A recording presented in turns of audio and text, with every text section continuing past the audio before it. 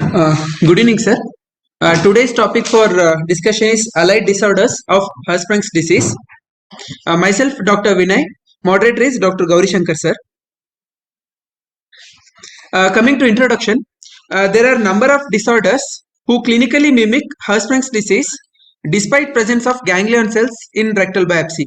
So the various nomenclatures were given like chronic idiopathic intestinal pseudoobstruction, pseudo-Hirschsprung's disease, neonatal intestinal pseudoobstruction, or intestinal hypoperistalsis syndrome. So today we are going to discuss intestinal neuronal dysplasia, isolated hypoganglionosis, megacystitis, microcolon, intestinal hypoperistalsis syndrome, or internal sphincter achalasia, chronic idiopathic intestinal pseudoobstruction, and slow transit constipation.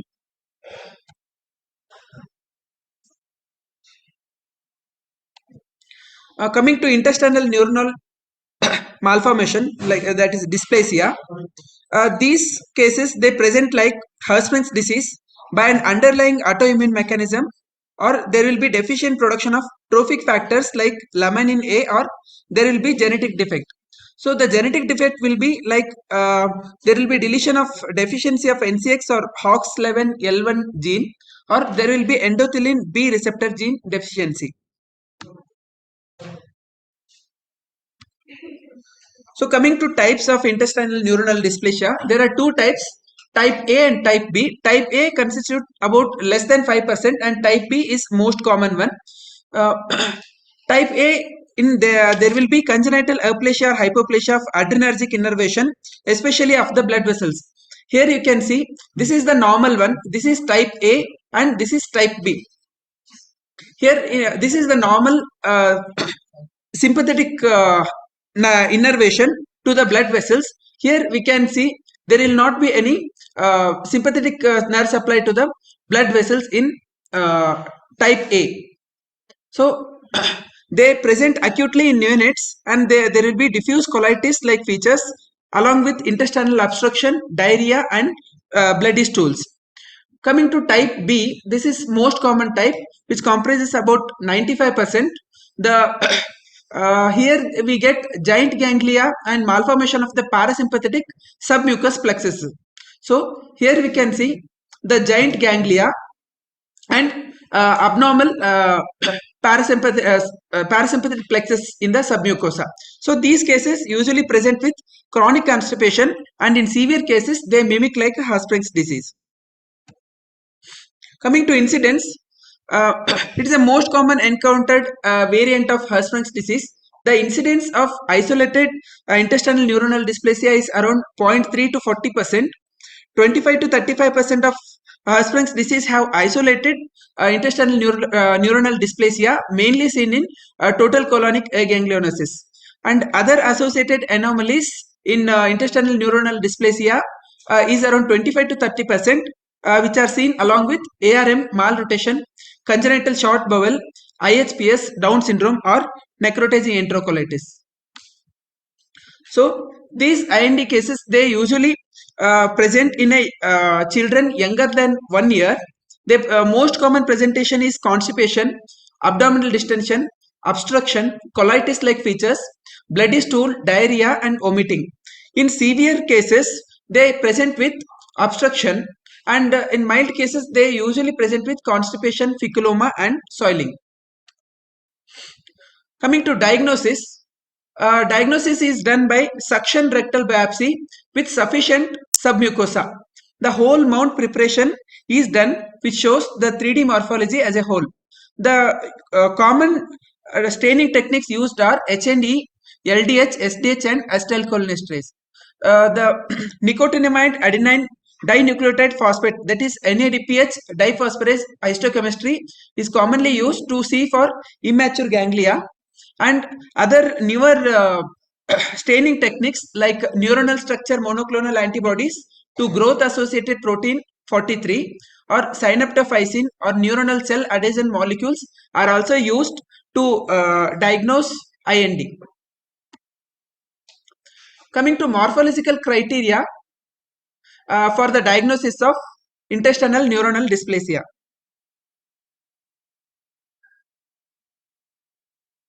What?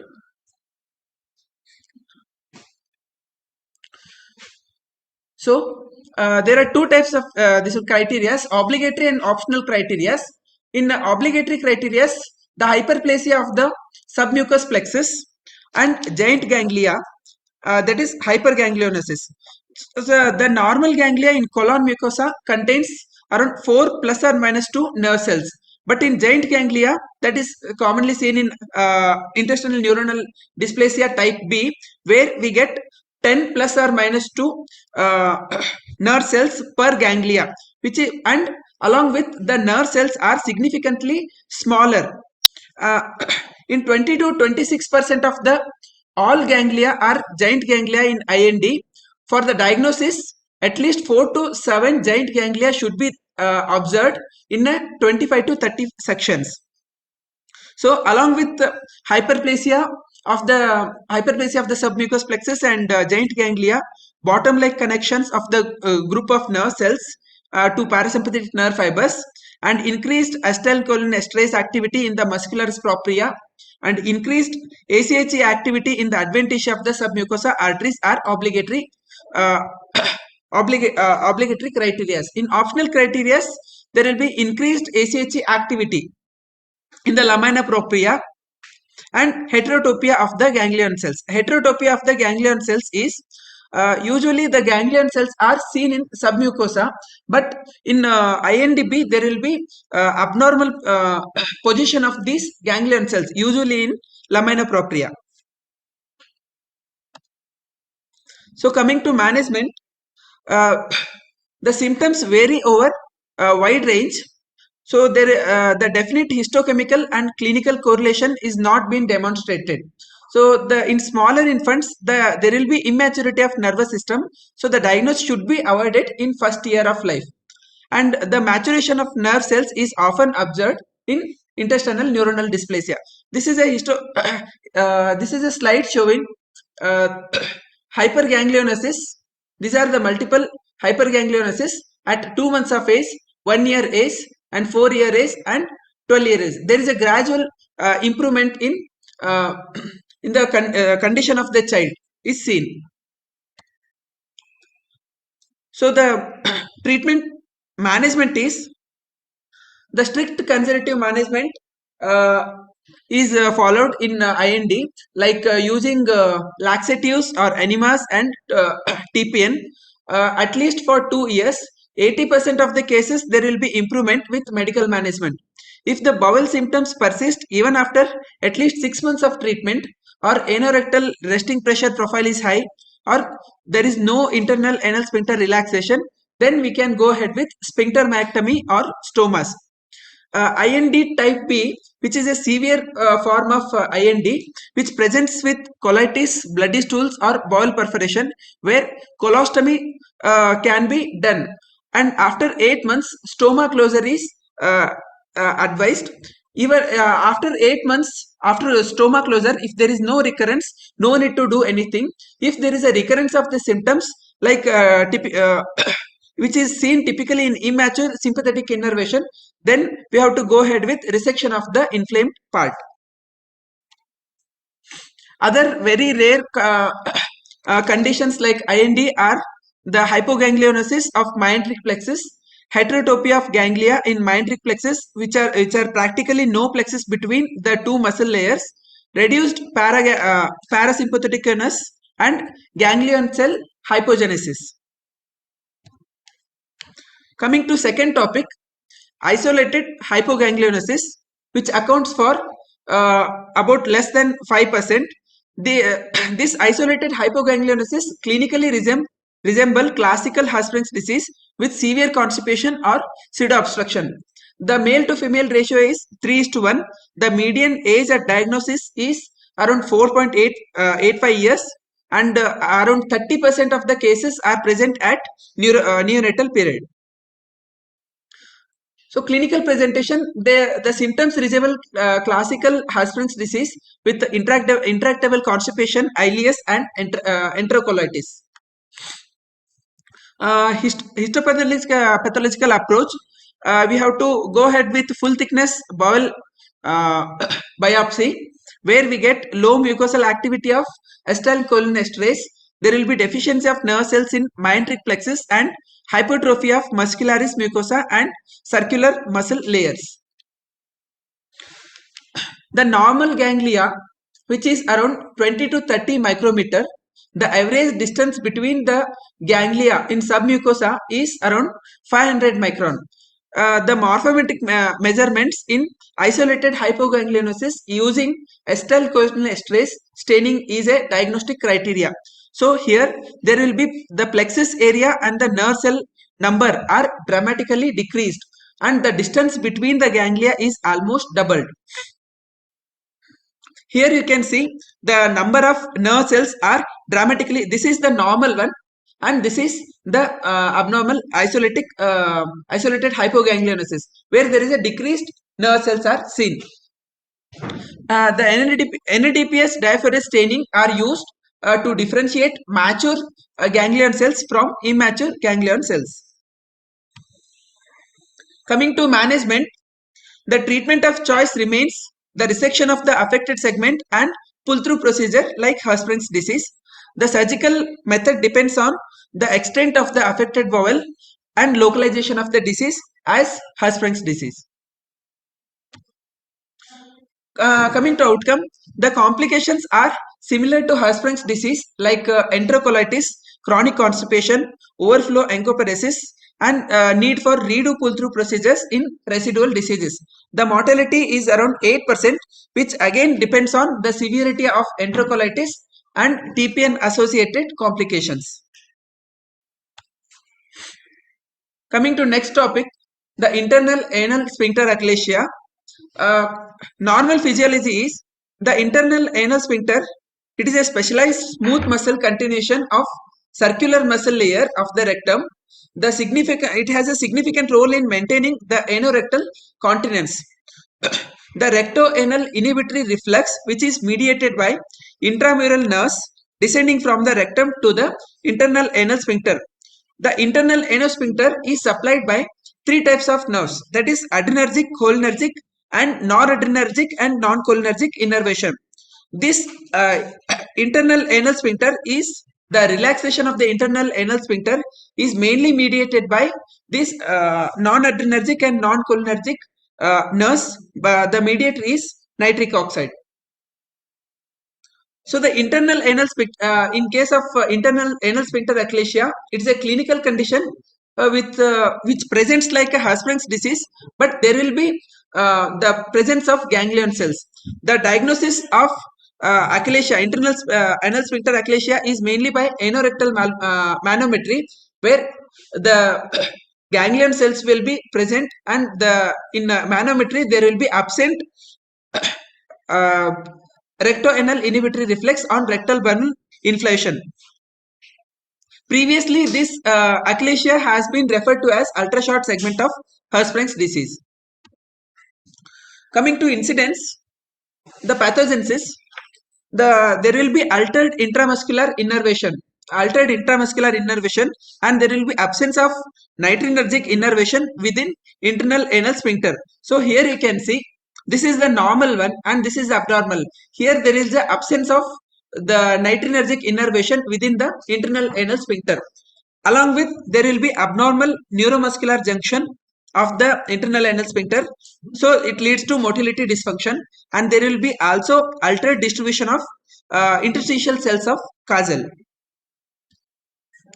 So the diagnosis is there will be they present like a classic Hirschsprung's disease. The majority present with a severe constipation and abdominal distension. The definitive diagnosis is based on the anorectal manometry.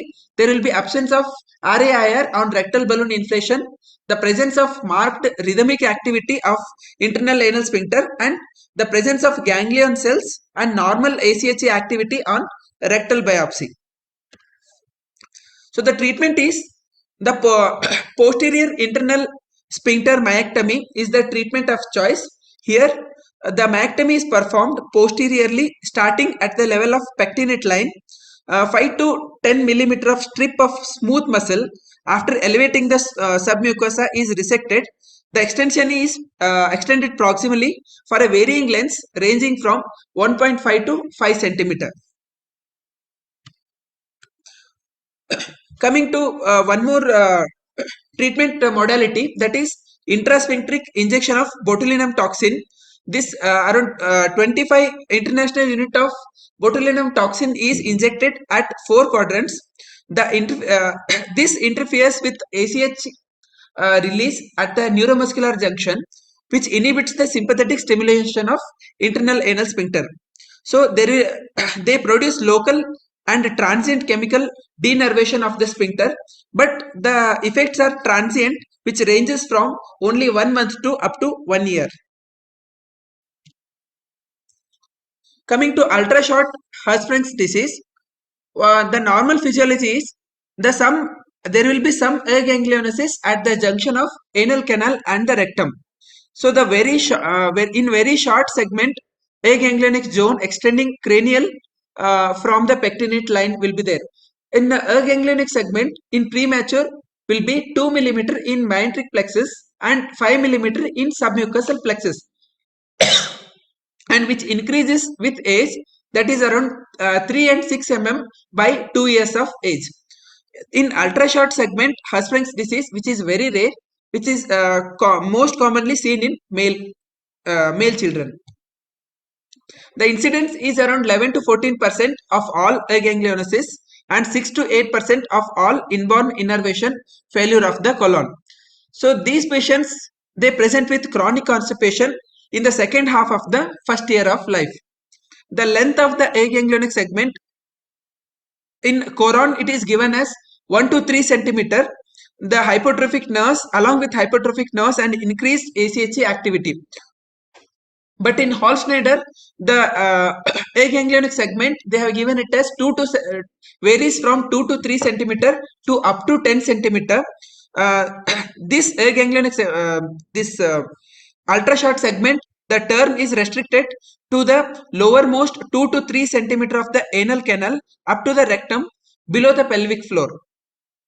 So the treatment of choice here is resection and pull-through procedure.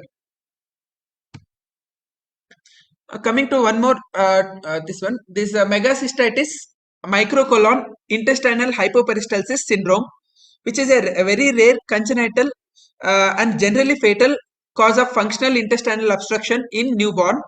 They present with abdominal distension.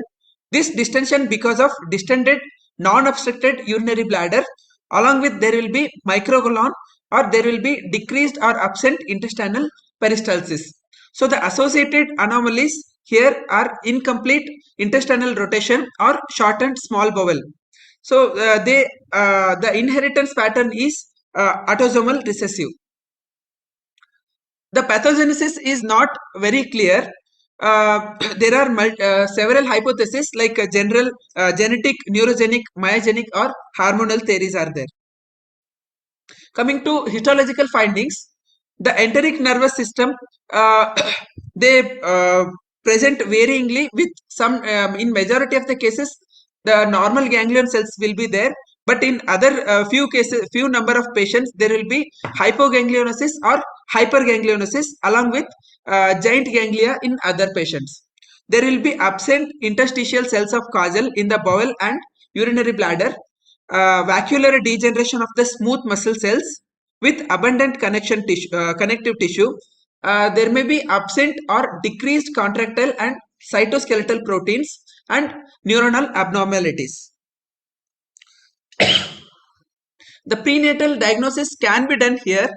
The earliest sign is seen at around 16 weeks with enlarged bladder, and there will be hydronephrosis because of the functional obstruction of the bladder, and they may present with polyhydramnios also. So clinically, they present with abdominal distension along with bile stained vomiting or absent or decreased bowel sounds. They present with a distended non-obstructed urinary bladder and not able to void spontaneously. Coming to radiological findings, radiologically there will be dilated small bowel loops or gasless abdomen, and gastric bubble can be seen as seen in the picture. Along with there will be enlarged urinary bladder, can be seen in cystography or ultrasonography. VUR or urachal remnant hydronephrosis, rarely dysplastic kidney or duplex kidney can be seen, or hypo or aperistaltic peristalsis in the stomach, duodenum or the small bowel, or reversal of the peristalsis from stomach, small bowel to the stomach, or gastroesophageal reflux can also be seen in this, and along with barium studies show microcolon. Coming to surgical management, around 70% of the cases need one or more surgical procedures like vesicostomy to decompress the urinary tract and to preserve the renal function. And for GI tract, the gastrostomy, jejunostomy, ileostomy, cecostomy, or segmental resection of the jejunum and ileum, lysis of the adhesions, internal sphincter myectomy are advised. Majority of the cases require total parenteral nutrition. The outcome, the management is very difficult. They can be managed with prokinetics and GI hormones, but there is not much success in this. Surgically, they usually generally unsuccessful. Outcome is usually fatal. Coming to one more topic, chronic idiopathic intestinal pseudo-obstruction. The, the chronic intestinal pseudo-obstruction is a functional motility disorder, the presenting with repetitive or continuous non-mechanical bowel obstruction symptoms. So the chronic intestinal pseudo-obstruction, there are three types. The primary type, where we get the GI lesions. In secondary type, there will be systemic illness. In third type, that is idiopathic type, there is where there is no etiology is found. The chronic intestinal pseudo-obstruction is recognized as chronic idiopathic intestinal pseudo-obstruction when the conventional histopathological examination such as H&E staining fails to show any meaningful pathology. So the primary chronic intestinal pseudo-obstruction includes Hirschsprung's disease and allied Hirschsprung's disease, but except this chronic idiopathic intestinal obstruction, intestinal pseudo-obstruction. So these patients present with abdominal distension and vomiting in neonates, and abdominal distension, vomiting and chronic constipation in post-neonatal period. So along with there will be dilated intestines, mainly small in the small bowel and colon. In majority of the cases, there will be remission and exacerbation of the pseudo-obstructive symptoms, repeat with progressive conditions. So the diagnosis is there will be prolonged obstructive symptoms and there is an exclusion of mechanical obstruction are the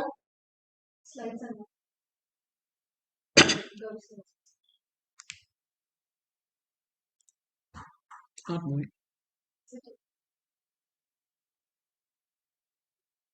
Hello sir.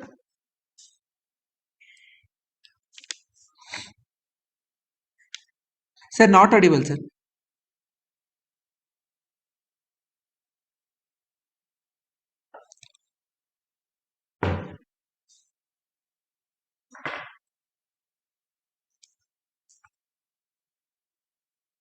ಯಾರಾದ್ರೂ ಇದ್ ಮಾಡಿ.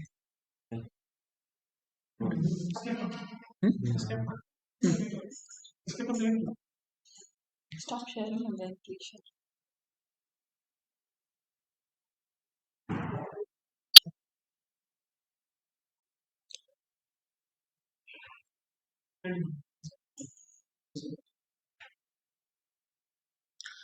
Sir, is it visible now sir?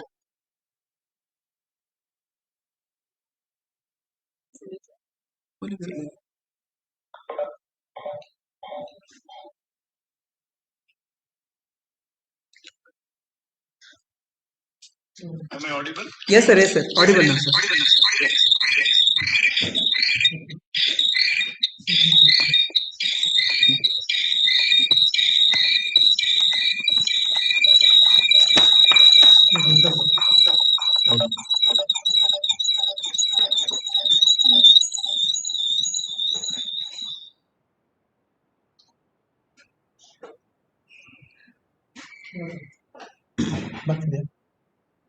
Okay.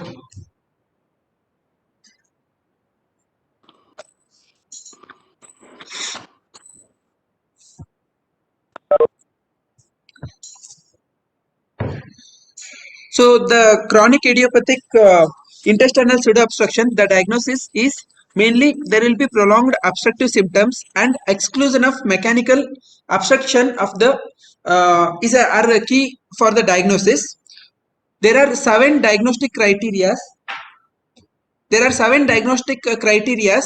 So the first one is there will be persistent or repetitive development over a long period of time, and long period of time of a serious bowel obstructive symptoms that may require hospitalization, such as along with the distension of the abdomen, pain, nausea, vomiting.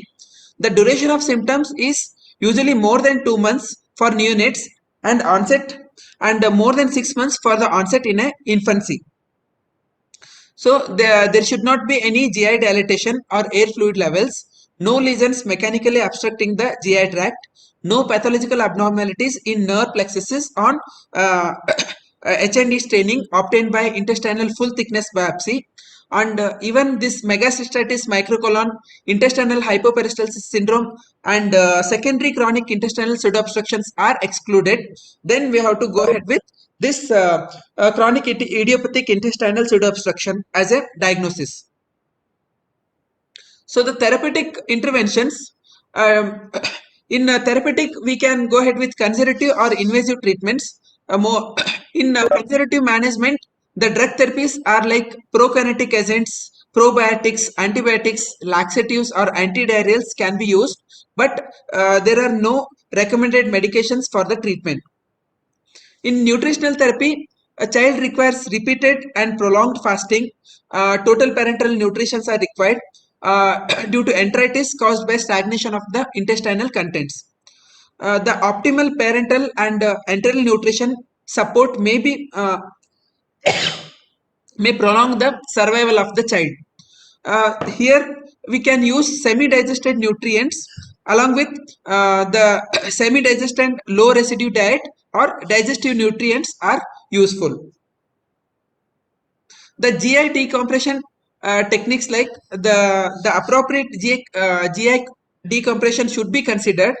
The intermittent GI decompression using the enteric tube or enterostomy, depending on the condition of the child. The NG tube is of not much helpful. The relapse of the pseudo obstruction symptoms are very common.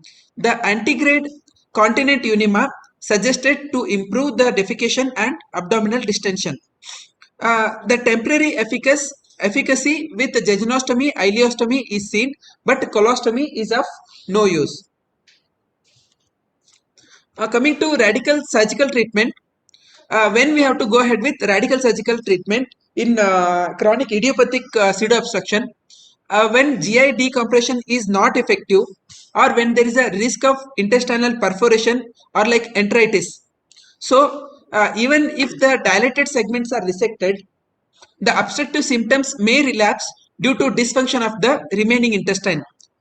So here there is use of small bowel transplantation. So it is indicated as a final measure when conservative treatments is ineffective, and there will be intolerable pain in a long period and progression of the hepatopathy. So multivisceral transplantation is generally performed in this condition. Coming to our experience in the management of pseudo obstruction, 5 months back we got a child, in a 2-month-old child, presented with vomiting, abdominal distension, and palpable bowel loops. X-ray showed dilated bowel loops, and upper GI study barium enema were normal, and rectal biopsy was negative for Hirschsprung's disease. So after discussion, child was started on neostigmine, initially with IV neostigmine at 0.02 mg per kg 6th hourly, gradually tapered and converted to oral, that is 2 mg per kg per day 6th hourly. Child gradually improved symptomatically, and these are the pictures showing at admission, and this is after 3 months. So on follow-up, child improved. There was no vomiting, and child was tolerating feeds and gaining weight.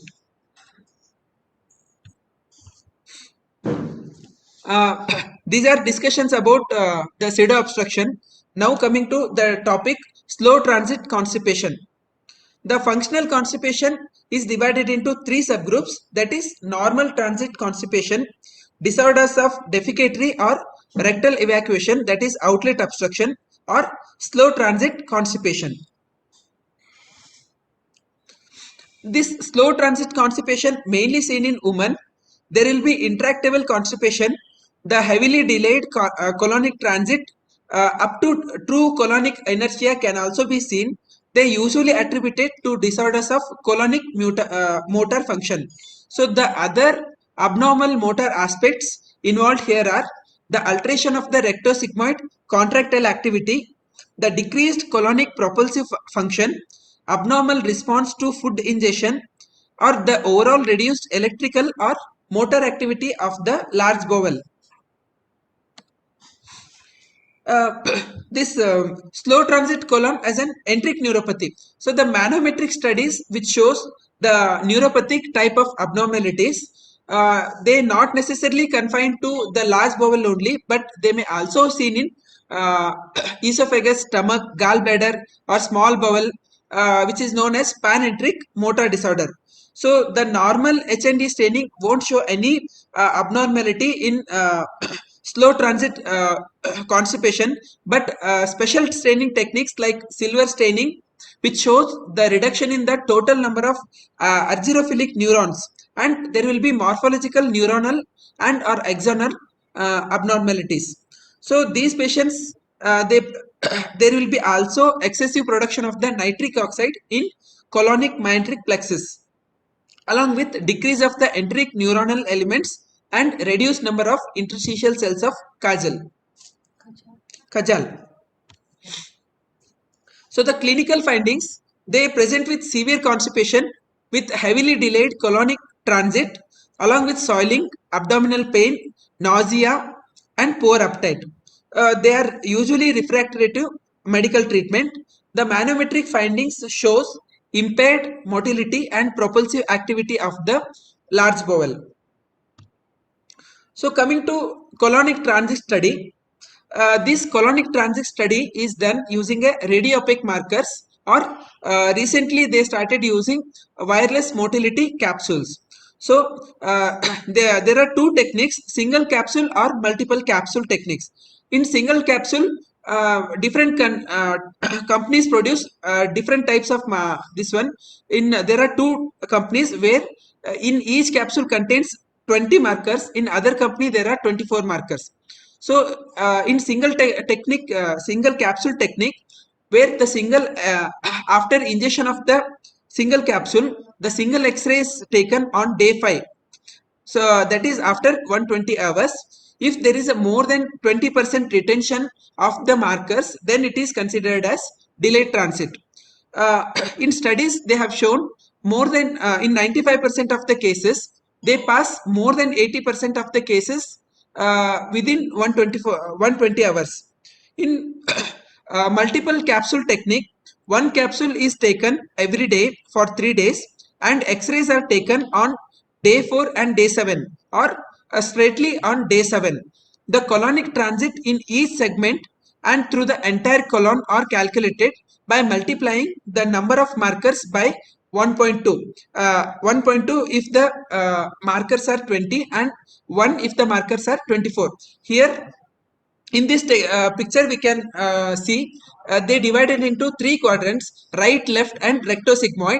The imaginary lines passing through fifth lumbar vertebra, right pelvic outlet, and right iliac crest. So depending on this, the number of markers in each segment are calculated. There are few studies where which are done on Indians. In Indians, the gut transit time is fast. So in Indians, the one stool per day is normal compared to Westerns, where the 3 stools per week is considered as normal. The normal stool weight is around 311 gram per day in Indians, and it is less than 200 gram per day in Western population. The average mouth to cecum transit time is 65 minutes, and total colonic time is around 15.8 hours. So anything more than is considered as slow colonic transit. So for Indians, the interval between the markers and X-rays are decreased from 24 hours to 9 to 12 hours. That is, the markers are given at 0, 12 and 24 hours, and X-rays are taken at 36 to 60 hours. So this I have taken from, I followed up few studies and I have taken this. So the treatment for slow transit colon is using prokinetic agents, regular enemas to flush the rectum of feces, and interferential electrical stimulation therapy. This interferential electrical stimulation therapy is a painless and often increases the child's bowel motility, and which also improves their bowel emptying and reduces the need for medication and washouts and surgery. So the antigrade enemas are also used in case of severe cases. Coming to interferential electrical stimulation therapy, the interferential current is produced when the two medium, not high or low, the two medium frequency alternating currents are used when they are crossed diagonally opposite. It's a very complex mechanism. Nowadays, they are using this interferential electric stimulation in cardiology, neurology, or treatment of the psychiatric cases, urology and gastroenterology. So here we use two types of interferential current, true and pre-modulated currents. So in true interferential current, we use 4 electrodes, and pre-modulated 2 electrodes, and the current used is around 4 kilohertz. The action is by the stimulation of the interstitial cells of causal, enteric or extrinsic autonomic nerves. So this interferential current is used in the treatment of fecal incontinence and constipation, and there are also ongoing studies in the treatment of internal sphincter achalasia, Hirschsprung's disease, delayed gastric emptying, and bladder dysfunctions. So in case of constipation, the treatment of constipation, the lower GI tract is used. The 2 electrodes are used on the abdominal wall lateral to the umbilicus, and 2 electrodes are used back at the T9 and L2 level. They are diagonally opposite.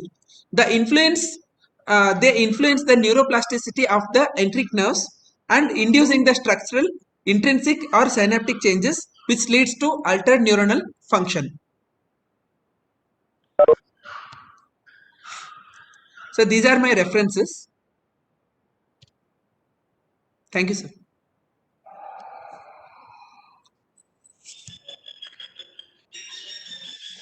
Yeah, Vinay, Yes, we'll go back to your slides. Yes. We'll take it. See, but the main, see, it is Kajal. It is, who is Kajal? It's not Kajal. Where did you get that word Kajal? Kajal. No, who is Kajal? Who was Kajal, rather? Huh? Don't know. Yeah. We just check up. He's Spanish neuroscientist, anatomist, and surgeon. Huh? Yes, sir. Antonio Ramon Kajal. Huh? It's Yes, not sir. Kajal. I don't know where you got that word from. Yes, sir. Yeah, you go back to your slides. Yes, sir. So, what's your understanding? See, there are three different discussions you mentioned. One were allied conditions. The other one is chronic intestinal pseudo obstruction. Yes. Third was slow intestinal slow transit constipation. That these were the conditions. So, if you look up allied conditions, disorders mimicking Hirschsprung's, what's the main difference? What have you understood?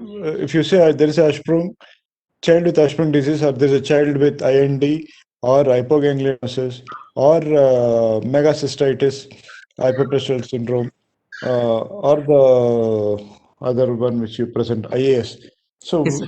IAS is separate. So what do you understand? So keeping IAS separate in the internal sphincter achalasia.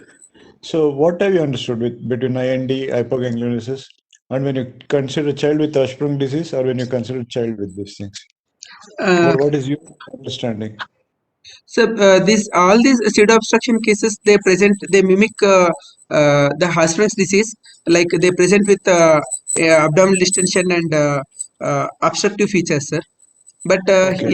in Hirschsprung's disease there will be aganglionosis, but in IND there will be malformation of the submucosal plexus or this. So Aga- where will, if you're considering histopathological findings, Yes, sir. I'm coming to that only. I was asking for that only. If Yes. you're considering histopathology finding, if you consider in a child with Hirschsprung disease, aganglionosis, where it would be, or is there a pattern, and would there be same pattern in INT? That's what I want to know. No, sir. Hypoganglionosis.